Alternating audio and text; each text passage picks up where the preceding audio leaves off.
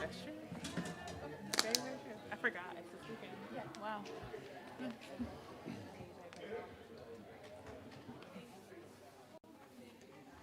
I feel good. Good, good, I feel good, oh yes, my Lord, because there's something about the Spirit of Jesus that makes me feel good, good, good, good. I feel love, love, love. I feel love, oh yes, my Lord, because there's something about the Spirit of Jesus that makes me feel love, love, love, love. I feel joy, joy, joy. I feel joy, oh yes, my Lord, because there's something about the Spirit of Jesus that makes me feel joy, joy, joy, joy. I feel peace, peace, peace. I feel peace, oh yes, my Lord, because there's something about the Spirit of Jesus that makes me feel peace, peace, peace, peace. I feel good, good, good. I feel good, oh yes, my Lord, because there's something about the Spirit of Jesus that makes me feel good, good, good, good. Sing, I have decided. I have decided To follow Jesus. I have decided to follow Jesus. I have decided to follow Jesus. No turning back. No turning back. Though none go with me, still I will follow. Though none go with me, still I will follow. Though none go with me, still I will follow. No turning back. No turning back. take the whole world. Give me the Savior. Take the whole world. Give me the Savior. Take the whole world. Give me the Savior. No turning back. No turning back. My cross I'll carry till I see Jesus. My cross I'll carry till I see Jesus. My cross I'll carry till I see Jesus. No turning back.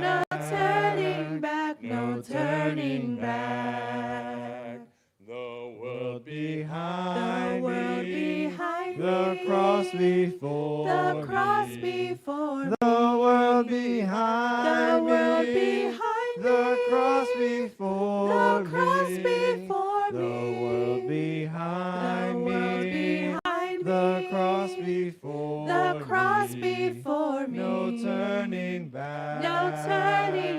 No turning back. Sing, I couldn't keep it to myself. Said I wasn't gonna talk about it, but I Couldn't keep it to myself. No, I Couldn't keep it to myself. No, I Couldn't keep it to myself. Said I wasn't gonna talk about it, but I couldn't keep it to myself. What the Lord has done for me. You ought to have been there. When He saved my soul. You ought to have been there. When He wrote my name on the roll. I started walking, I started talking, I started teaching, I started preaching what the Lord has done for me. Said I wasn't gonna sing about it, but I couldn't keep it to myself. No, I couldn't keep it to myself. No, I Couldn't keep it to myself. Said I wasn't gonna sing about it, but I couldn't keep it to myself. What the Lord has done for me. You ought to have been there. You ought to been there. When he saved my soul. Saved my soul. You ought to have been there. You ought to been there. When he wrote my name on the roll. I started walking, I started talking, I started teaching, I started preaching what the Lord has done for me. Said I wasn't gonna shout about it, but I couldn't keep it to myself. No, I Couldn't keep it to myself. No, I Couldn't keep it to myself. Said I wasn't gonna shout about it, but I couldn't keep it to myself. What the Lord has done for me. You ought to have been there. You ought to been there. When he saved my soul. Saved my soul. You ought to have been there. You ought to been there. When he wrote my name on the roll. I started walking, I started talking, I started preaching, I started teaching what the Lord has done for me. All right, we got hard fighting soldier. Lord, I'm a hard fighting Soldier on the battlefield. Lord, I'm a hard fighting soldier on the battlefield. Lord, I'm a Hard fighting soldier on the battlefield, and I'll be bringing souls to Jesus by the service that I yield. I've got a Helmet on my head, and in my hand a sword and shield. I've got a Helmet on my head, and in my hand a sword and shield. I've got a helmet on my head, and in my hand a sword and shield, and I'll be bringing souls to Jesus by the service that I yield. You gotta walk right and talk right and sing right and pray right on the battlefield. You gotta walk right and talk right and sing right and pray right on the battlefield. You gotta walk right and talk right and sing right and pray right on the battlefield, and I'll be bringing souls to Jesus by the service that I yield. I've got A a message of good news for the sinful and the sad. I've got a Message of good news for the sinful and the sad. I've got a message of good news for the sinful and the sad, and I'll be bringing souls to Jesus by the service that I yield. You'll be seated.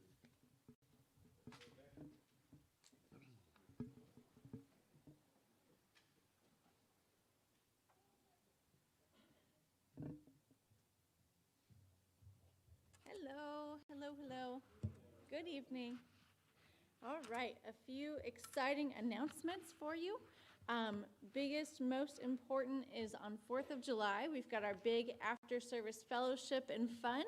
Hot dogs and potato chips and that sort of thing will be provided. So come planning to eat lunch and just join everybody. And then music will be provided by Austin and Nick, the Forge Brothers. That night, if you're looking for good fireworks, the Whitneys and Menendezes have talked about having people over to their houses in their neighborhood to watch fireworks in Summerbrook. So plan to get to that area around 7:30 for fireworks that usually start around 9 to 9:30. Be sure to bring your own chairs, blankets, water, any snacks that you might want because it will be after dinner. And then again, fireworks are at 9 or 9:30. All right. Also talking with Rick Whitney, let him know if you're interested in being an usher for the month of July or August. Men and women are invited to do this. We've got our TNT group on Thursday morning. And then one more person to talk to. If you're interested in being a teacher, make sure you're reaching out to Jordan Walker. A few people to pray for. Just thinking of the Heisey family as Rita has passed away. There will be a memorial service on July 11th at 1 p.m., so do plan on sticking around for that to support the Heiseys. Also praying for David Watson as he's undergoing some treatments and some surgeries in the coming week. Don Stowers, who just recently finished some treatments of his own. Also Karma Nix and Thomas Matthias. And then I hear a rumor that there are several birthdays this week in the church. Is that right? Who all gets to be celebrated today? Oh, we're all looking. There they, the birthday crew, oh my goodness. Maybe even, okay. All right, shall we start with Miss Peggy over there? If you could introduce yourself and you can tell us how old you are if you want to.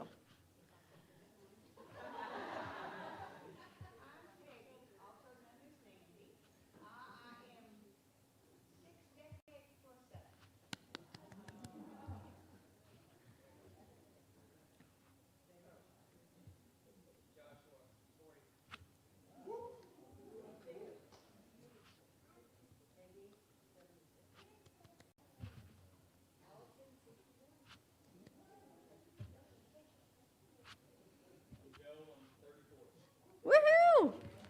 So we've got Peggy, Josh, Peggy, Allison, and Joe. Are we all? Oh my goodness! And No, John. I'm representing Jenny, And Jenny. who will turn 49 My goodness. That is exciting. tomorrow. And She'll be Jenny. coming in later, so we'll try to sing her. Okay. Well, for them, and then of course, as everybody remembers, Dallas had his birthday on yesterday, I think. So we've got quite the group. So if we could sing for everybody, I'm going to let one of the amazing, talented singers start that off. Anybody? Anybody? No. Happy birthday to you.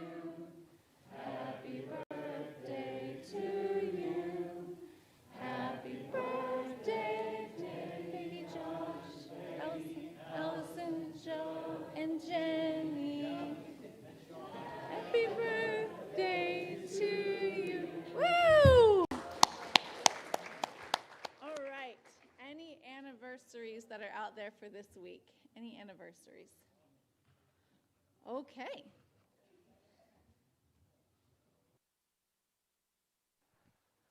Okay, am I on? Okay, so I'm going to try to stand behind the speakers so that I don't overload the system. But I am going to try to talk down here because I'd prefer to be down here than up there. So we're going to talk tonight about being an authentic follower. And if you've got a Bible or a digital device around you, go ahead and turn over to Acts chapter 4, verse 32. I do something with the teens, Jenny and I do, that I'd like to kind of do tonight with you all. We call it highs and lows. And so we're not going to try to hit everybody, but highs being what was the high point of your week, what was the good thing that happened to you, low being what was the bad thing that happened to you. I'll start with my low. I had an MRI done on my back yesterday, and they use what they call the golden standard for machines on me at Tallahassee Diagnostic Imaging, and it was the smallest space I have ever been in my life. As I was going in, my arms were by my side, and they had like cushions around it, and as I was going in, I felt the cushions move my arms into place like this, and as I'm going through, I'm like this far from the top. And I hit the top, and it was before they turned the air on, and I am not a claustrophobic person, but I will tell you at that moment in time, I thought, Lord, what have you gotten me into right now? And so she was like, you doing okay? I was like, I don't know. And she was like, well, I can let you out if you need to. It'll take about 15 minutes. I said, let's just go for it. And luckily, they turned on, I don't know if it's air-conditioned air or whatever, but I had air blowing on me, and it kind of felt good. And I was telling Adam and them back there, I started, visualization with some breathing. Thought I was kayaking in Tibet somewhere down a river, and just enjoying life away from that machine. And before I knew it, it was over and I was out. But it was not the high point of my week. So somebody else, your low point. What did you struggle with this week? What happened to you this week? Chris?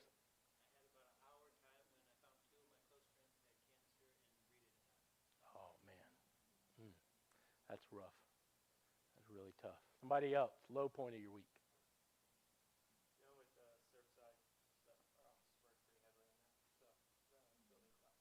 Okay, yeah. Yeah, that's, still, there's, last I saw was 150 people are still unaccounted for, I think. So, that's just incredible, that is really bad news for everybody. Somebody else, tough thing of your week. That's all right, but sickness can tear you down. We were talking in the back a few minutes ago. After the retreat, it seemed like no one was sick at the retreat. But when we all got back, all of the adults and all of the teens that went, all were like wiped out with a cold for like a week. So I understand. One more. What happened this week?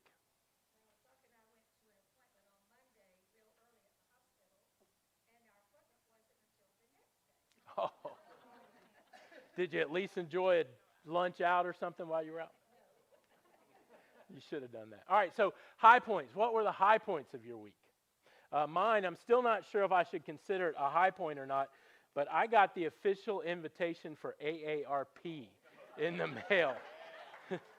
I am not sure yet whether that's a high point or a low point. Somebody that's on AARP may need to help me with that, but I got the invite.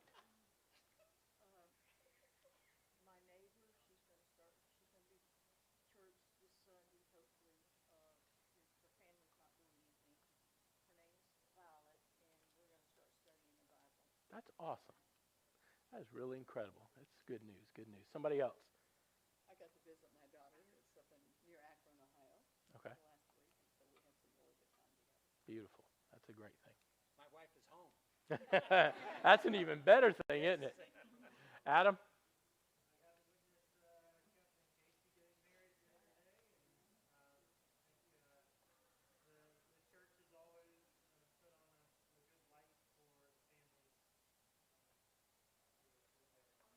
Good, good. That was awesome. Devin? I got to watch my cat try to figure out what my new Roomba is, and that was awesome. Bonnie? My son was baptized. Your son was baptized this week? No. Okay. I just found out about this. Oh, okay. Well, good. That's awesome. Finished radiation. Man, that's awesome. That deserves a clap right there. That's good stuff. One more. Anybody? Jorana? Passed your driver's test. That deserves a clap too. Man. What we're doing right now kind of directly ties in to our lesson tonight. But before we get into the lesson, I'm going to do this up front. So I told you I really believe in congregational interpretation. So we're going to kind of walk through the text together. But I got a few things I want to tell you and a few quotes before we start walking through the text. So we're going to kind of roll through those. So if you want to go ahead and pull those up there, Joseph. I have 5 things that I want to tell you that I have personally observed in this passage. You'll see them as we go through. If I feel like I need to point them back out at the end, I will. But the first thing is, our intimacy in community is directly tied to our transparency. Okay? I'm going to say that one more time.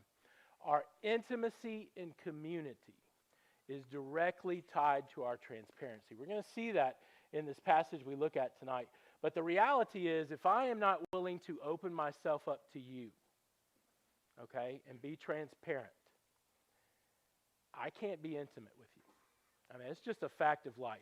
I could bring a relationship counselor up here and have him kind of talk to you about it. But the idea is, the more that you are transparent with people, the more intimate that relationship has the opportunity to grow.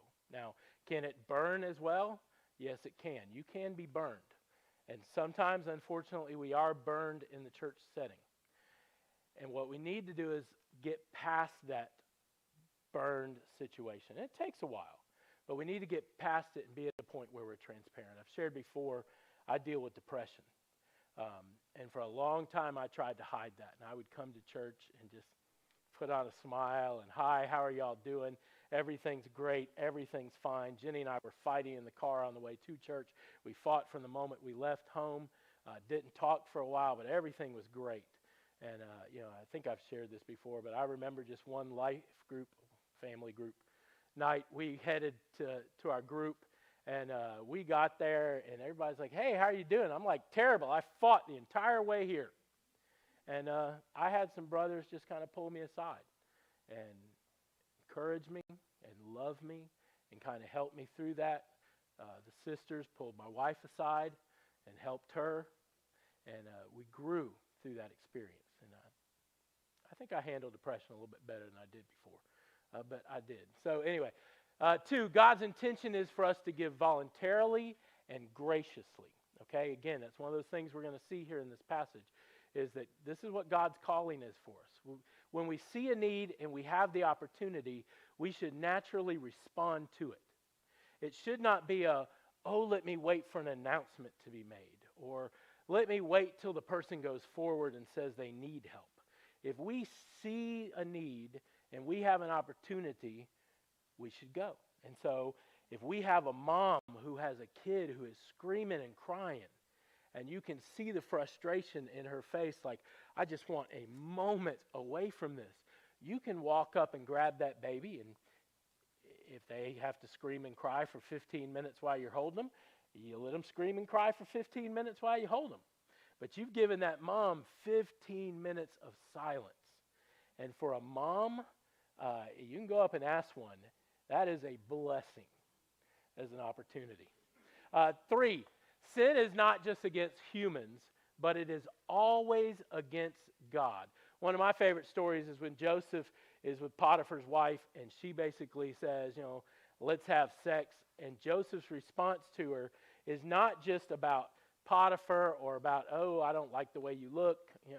It's straight, directly, this is the fact. For me to do this is me sinning against God. And I love that story. I love that concept that what I do that is sinful, whether it's against Tab, whether it's against Sharon, whether it's against Adam, whoever it's against, it is also against God. Okay? And we really need to understand that as we're living in community together. Number 4, God wants humble and contrite hearts, not those filled with pride and deceit. Again, as we progress through this passage, you're going to see that going on. This is the 5th one I added today. It's not on your list, but I was listening to a couple of people, and this was kind of brought up in one. I thought this is an interesting thing that you especially will see as we're going through Acts. But most problems from within the church cause division. Okay? But most problems that come from outside the church bring unity. The Christian church, during the years that it was persecuted, grew the most because what happened is Christians bonded together and said, we are going to fight these outside things that are trying to get to us. Did they fight physically? Sometimes, unfortunately, in the Middle Ages, they did. But the early church, what we saw last week with Chris's message and what we'll see as we progress on, is that the way that they responded to things was not to turn to activism. And I'm not saying that's wrong. I'm just saying it wasn't to turn necessarily that way or to take up arms against someone. It was simply to go to God in prayer and say, Father, you are the God of all things, and we need you to step in and help in this. And that's how they responded. And so it talks as well about the Spirit making them bold. And there were moments when they stood up and they were bold. And God calls us to those things. But before we really get involved in those things, I think what we need to do is go to God first and say, is this a righteous cause you want me involved in? And if it is, then move forward. If it's not, don't. And especially within the church. Inside this church building, if we begin to nitpick with one another and cause issues, what we end up doing is causing division between us, not unity. Okay? So, few quotes. This one comes from Rupertus Meldenius, who was a 16th century theologian. Some of you may have attributed this to Alexander Campbell. I always grew up hearing Alexander Campbell said this. Does anybody know who Alexander Campbell was? Okay, see, at some point we need to do a church history class so that you all can know that, because it's very important for us to know where we've come from so we know where we're going. But anyway, he says, in essentials, unity. So, what does that mean? Where the Bible speaks clearly about baptism and that you should be baptized, we should be united in that message because that is the message of the Bible. In non-essentials, liberty. And in other words, the Bible doesn't really talk about whether dancing is a sin or not a sin. Those that grew up in the 50s, you were probably taught it was a sin. And so we have liberty in that thing. We can choose whether or not we think it's right for us or we think it's not right for us, and we can act in accordance. But the last part of that, in all things charity, That gets lost in our society today. And what that means is where we have differences of opinion, we can all still get along and love one another. Okay? And even in the essentials, okay, because that's what he says, in all things, even in the essentials where we disagree, we continue to love each other first and work out our problems and our theological discussions in fear and trembling. Okay? Second thing, this comes from Alexander Campbell in the Lunenburg's letters. Again, you really need to know Alexander Campbell. I'd say go home and Google him. He was asked in one of the letters, well, who's a Christian? Who's my brother and who's my sister? And here's his response, but who is a Christian? I answer, everyone that believes in one's heart that Jesus of Nazareth is the Messiah, the Son of God, repents of one's sins, and obeys him in all things according to one's, well, listen to this, measure of knowledge of his will. So, you may be a Christian for a couple of days. You may be a Christian for many years. You may have a lot of knowledge about God's Word. You may have a little bit of knowledge of God's Word. But what this passage is saying is, if I have chosen to make Jesus my Lord, I have repented of my sins, I've been baptized, and I'm obeying him, whether I'm there for a day or whether I'm there for a year, I'm a Christian. And you should treat me as one, and I should treat you as one. Okay, third one. C.S. Lewis wrote this. I'm reading this book at the moment called Discipleship, written by Scott Yeager and one of the guys of renew.org. But in the book, they quote C.S. Lewis, and I came across this quote and think it's great. The church exists for nothing else but to draw men into Christ, to make them little Christ. I love that concept there. Discipleship at its greatest. If they are not doing that, then all the cathedrals, clergy, missions, sermons, even the Bible itself are simply a waste of time. God became man for no other purpose. It is even doubtful you know whether the whole universe was created for any purpose. That's what we're about. The church is about continuing to make disciples, not just baptizing people and walking away from them. It is about coming into a relationship with someone and walking with them as they journey and grow in their spiritual life. So, with all those things in mind, let's approach the scripture. So, go ahead, Joseph. Acts 4:32. All the believers were one in heart and mind. Okay? Now, let me ask you, because I want your opinion on this, what does that mean? Does that mean that we all agree to every single doctrine that there is? Does it mean that we all have the same political views? Does it mean that we all live exactly the same way in a cookie-cutter lifestyle? What does that mean?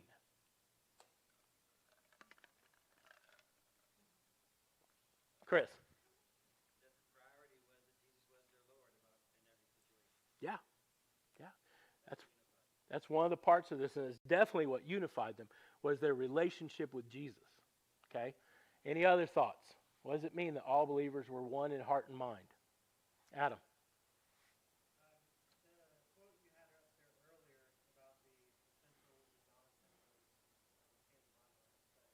Yeah. It's about love first. It's about that relationship. Well, the relationship with Christ first, but it's also about love in one another. Jesus was asked, what is the greatest command? And his answer was, love the Lord your God with all your heart, soul, mind, and strength. And the second is likened to it, love your neighbor as yourself. Okay? All the laws of the prophets hang on these two things. And so when we're talking about this idea of believers being one in heart and mind, what we realize is in Acts, that is saying they were all focused on being the best little Christs that they could be. That they were all focused on being the best disciples that they could be. Okay? That doesn't mean they shared the same political views. Doesn't mean that they enjoy the same TV shows or they like to play the same sports or even play sports. We could go all night long with a list of things. But what it means is when it comes to the idea of living for Christ, they all had this singular focus that said, we are going to do our best to be disciples and make disciples. Okay? So no one claimed that any of their possessions were their own. Okay? So I need somebody's house this week. Who wants to volunteer? I don't want yours, brother. You'll make me work while I'm there. But they shared everything they had. Can you imagine what that's like? Because I'll be honest with you, okay? I have a shed full of tools. And if you ever need to rent something and would like to not have to rent it, you can call me up. There's a good chance I have it somewhere. If not, we can call David Bosley. He may have it. I don't know if he'll let you borrow it, but I imagine he would. But if I don't let you know I have those tools, you can't borrow them, can you? Okay? So in this process of things, what we see in this community is that everybody was tight-knit enough with one another. Everybody was open enough with one another that we knew what each other needed even before it was necessarily said. So when Tiffany's mom passed away almost 2 months ago at this point? 4, wow. You got a lot of food, didn't you? Yeah. Because we all knew. We understand, especially if you've lost someone close to you, that your brain doesn't want to think about food. You don't want to even think about preparing food. And so what the community did is everybody got together and said, let's take some meals to her because that's the easiest thing that we can do. And that's going to help. Okay? And so that's the kind of thing that we're talking about here. Now, that first point I made about transparency and intimacy going hand in hand, if you're not being transparent about what your needs are, I can't respond. Okay? So you've got to be transparent. I know it's difficult for us. Again, some of us have been burned. Jenny and I, you all don't know a lot of our story, but we were fired from a church and chose to stay at that church for about, I think, 12 more years after we were fired. And that first year, I will tell you, felt like hell on earth. Because we went into an environment where we didn't necessarily feel loved. Well, let me correct that. There was a group of people who we knew loved us, and we felt their love every moment we walked into that building. There was also a group of people that we knew really would have rather us just left. All right? But we continued to go, and sometimes I had to encourage her to go, and sometimes she had to encourage me to go, but we continued to go. And the people that saw the needs that we had continued to meet them, and we continued to walk together. Okay? And so what I'm proposing here for you isn't some idea. Some of the commentaries I read say, what we're seeing here, this is exaggerated. These people really didn't treat each other this way. They just, Luke decided to embellish a little bit to make it seem like the ideal. I don't think that was the case. I think they did these things. 4:33, with great power the apostles continued to testify to the resurrection of the Lord Jesus. Exactly what Chris talked about a few minutes ago. It was that concept of Jesus first, and that's what we're about. And God's grace was so powerfully at work in them all. What does that last phrase there mean? Powerfully at work in them all. Adam. Okay, part of it is they were showing grace to each other. It was God working through them. Exactly. We talked about back in Acts chapter 2, the idea, I named out kind of the summary of what Luke was summarizing, but yet said he's also talking about what's to come. Part of what he talked about there is the idea of the Spirit working through this community. And this is exactly what we see here in 33. He is working powerfully in this community as these things go on. Joseph, go ahead. That there were no needy persons among them. Okay, so again, this concept right here is because you are being transparent with me. I am being transparent with you. We are growing closer together. And as we're growing closer together, we know what each other needs. Okay? Now, in that process as well, again, I'm going to talk for a minute about the idea of being hurt, because we have been hurt by the community at different times. And our response should be to go to God and say, God, you heal this. and you help me to move on. Okay? Now, how do we make sure that we keep people from being hurt? Sometimes we hear the verse about teaching the truth, and we forget that it ends in love. Okay? So we see a brother or sister that's having a problem, and we go, oh, it's my job to point out what's going on with them. And when you approach it that way, you kind of need to stop first and ask what your motives are in doing it. Okay? But if you come to them in love, hey, Amber, I kind of see this going on with you. Can I help? What do you need? It's a whole lot different than if Amber comes to me and goes, John, I see you're depressed, and it doesn't look like you're treating Jenny right, and I think you need to change.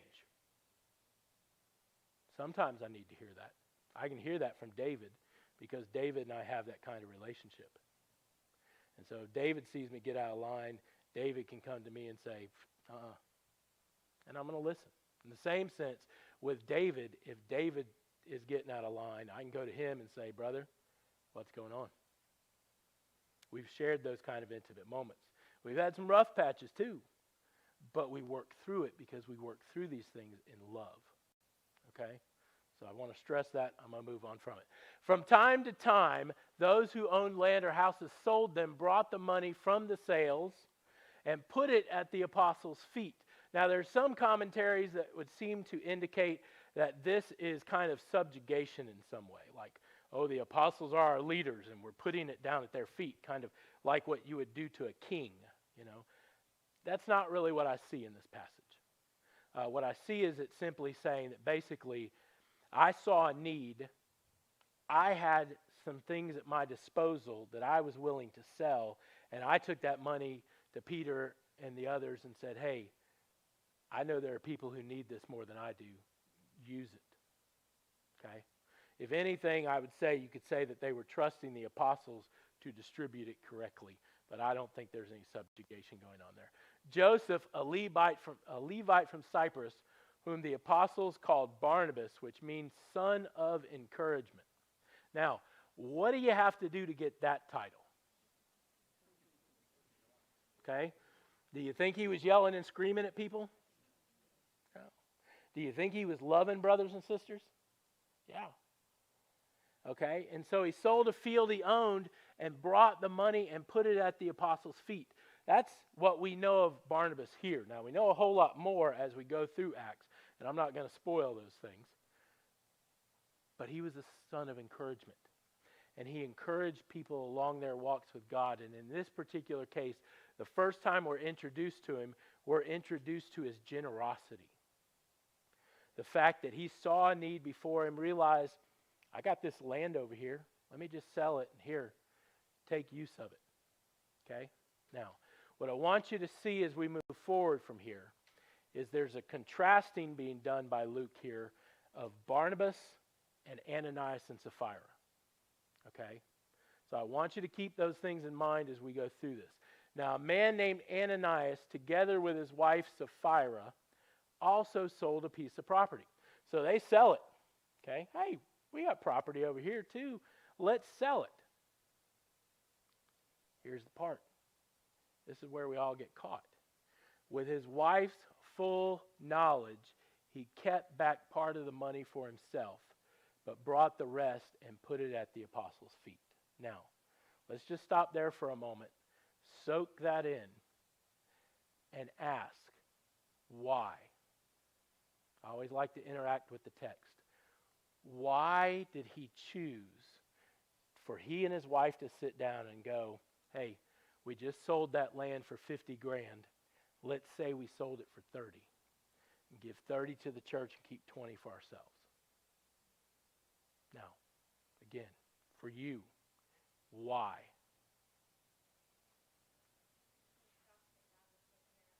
Okay? Part of the idea could be that he really didn't trust that God would take care of it.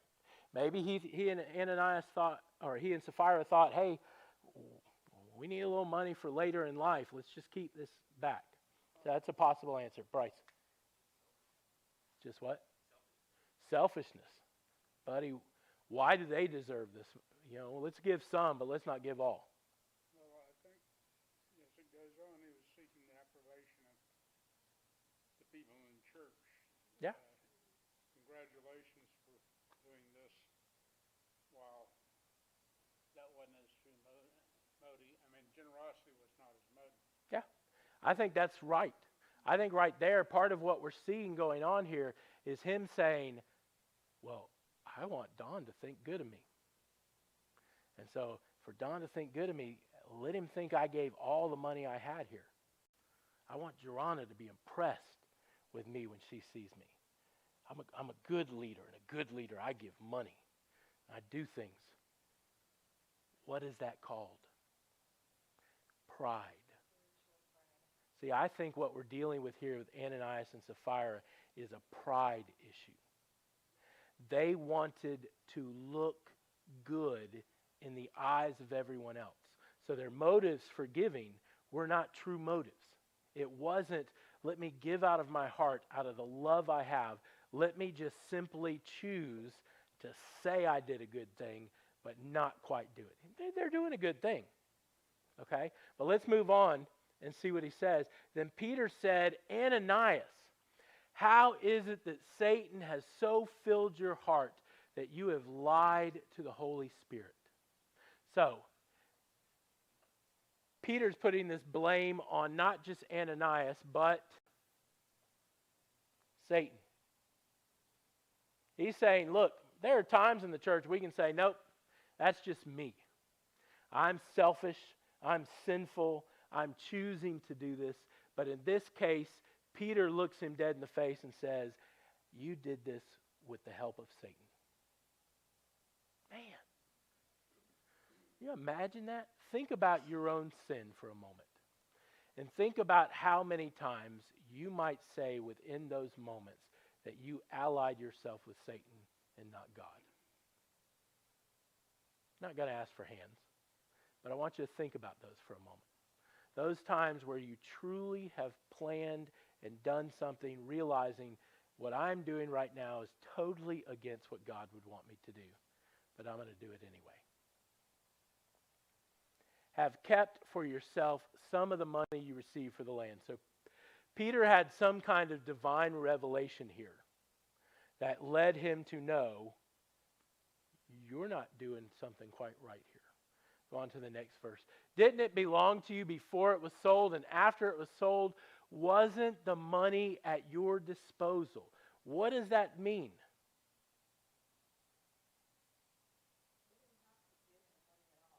They didn't have to give the money at all. That's Peter's point. This is voluntary.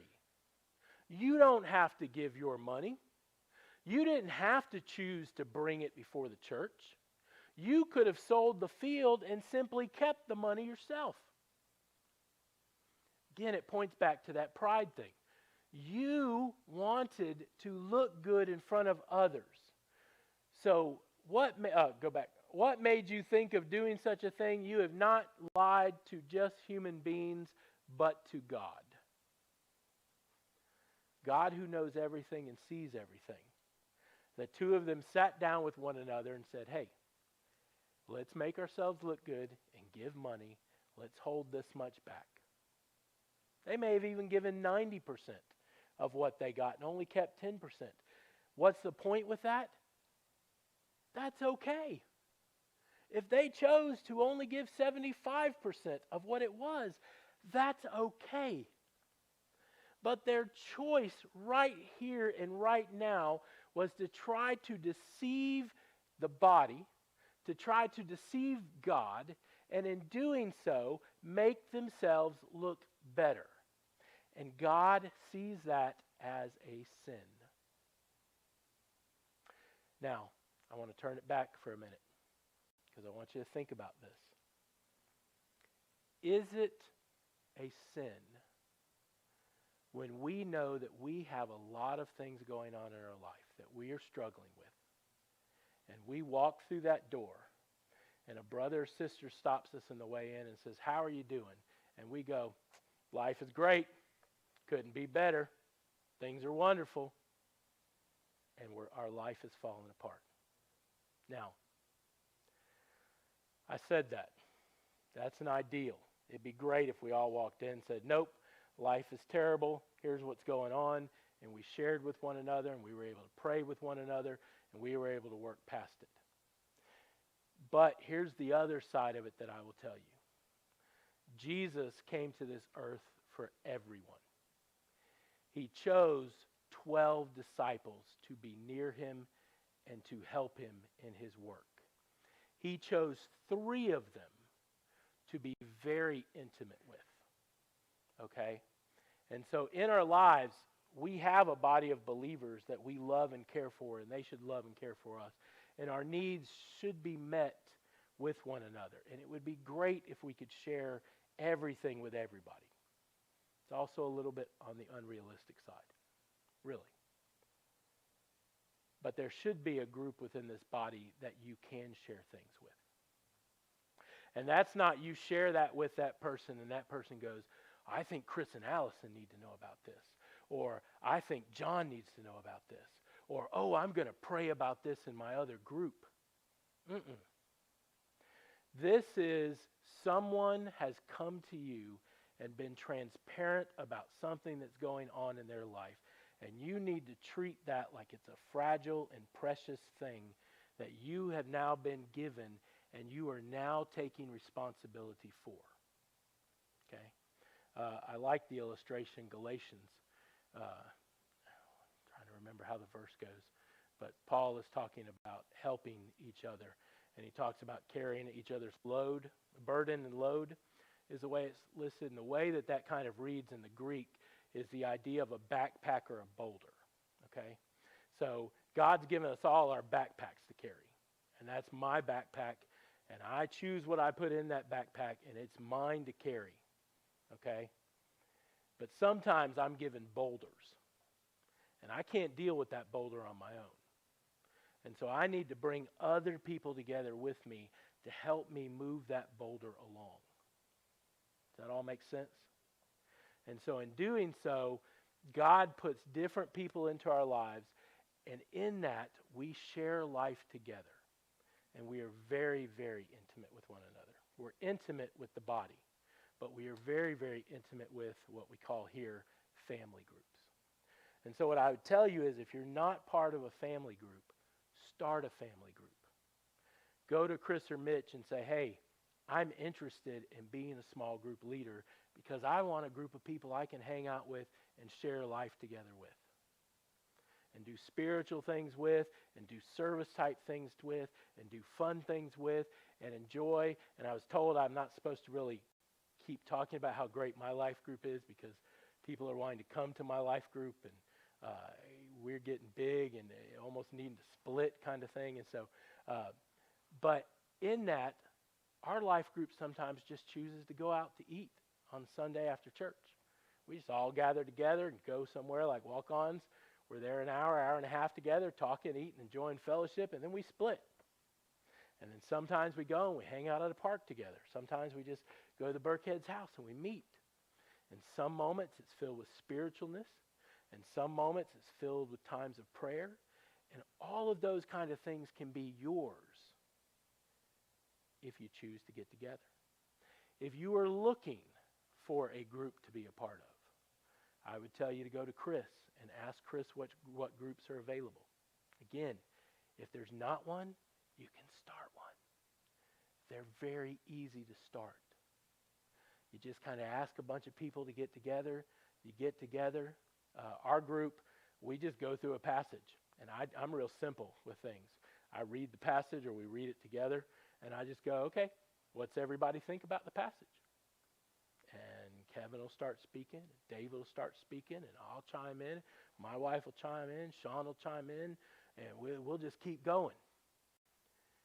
And after an hour or so, we're like, wow, we just talked about God's word for an hour. And we love it. And we walk away encouraged, and we move on. And that's the kind of thing that's going on here. But again, I digress back to the passage. We're dealing here with Ananias and Sapphira, who have chosen a different path with it. Instead of being the Barnabas that's contrasted with, or they're contrasted with, they are them. So, go on to verse 5. It says, when Ananias heard this, he fell down and died, and a great fear seized all who heard what had happened. Ugh, I had a hard time getting that out. Consequences for our actions. I always tell my children that. You are responsible for your actions. There are always consequences for your actions. And Ananias is right here caused a moment in the church. Because everybody who had left home and left jobs and left all kinds of things and found themselves with no property and no money are looking around and going, what just happened? God's killing people.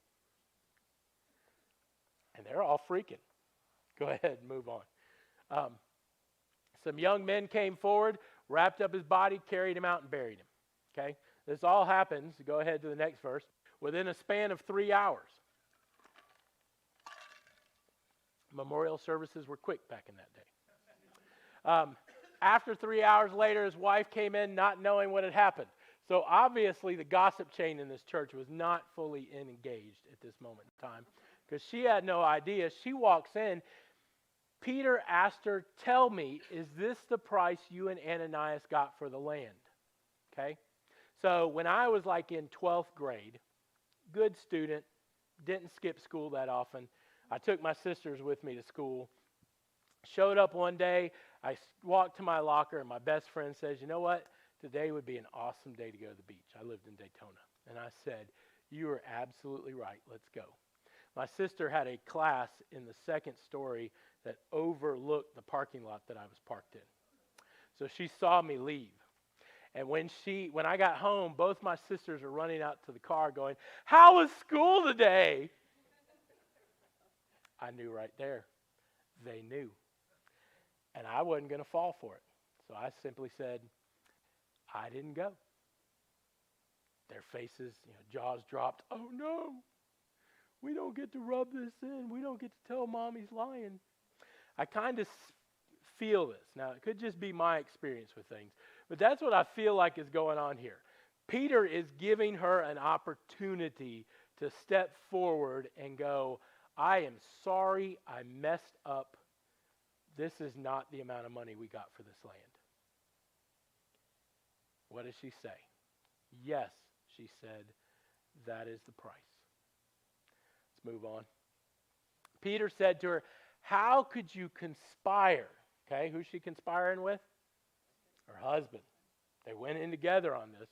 To test the Spirit of the Lord. Again, this is not something that's just being done to the community. But Peter is saying directly what you are choosing to act against this community with, you're also acting against with God.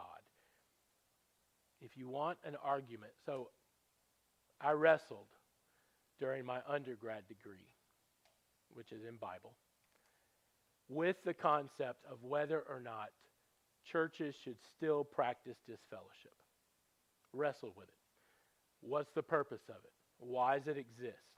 In this world we live in today, if I tell you you can't come to church here anymore, you're just going to go down the street to the next church and start worshiping there. It really didn't seem to have an impact. And then one day somebody reminded me, it's not just about the person, it's about the community. If we allow people to come through the door every day, in and out, and decide to blatantly say, I'm sinning, and I'm all right with it. What that continues to do is reinforce to the community around them, well, if they can do it, why can't I? And if they can do it, why can't I? And before you know it, you've got a whole group of people who've chosen to choose to come into the body and sin. Okay? And so that's what Peter's getting at here in this passage. And that's what's being contrasted. Barnabas, who is willing to do the right thing, to be a part of the community, to meet the needs of people as he can, to be an encourager, to love those around him, and Ananias and Sapphira, who are choosing to conspire against the Spirit by choosing to say, we're going to keep back this money, but we're going to say we gave it all so we can look good. Listen, the feet of the men who buried your husband are at the door, and they will carry you out also. At that moment, she fell down at his feet and died. Then the young men came in, and finding her dead, carried her out and buried her beside her husband. Final verse. Great fear seized the whole church and all who heard about these events. All right, so do we feel like I've covered the 5 points well? Any questions?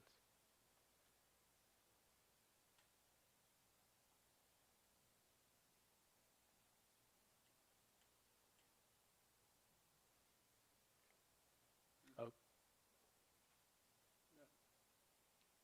Last thing here with the great fear sees the whole church and all who heard about it. So, that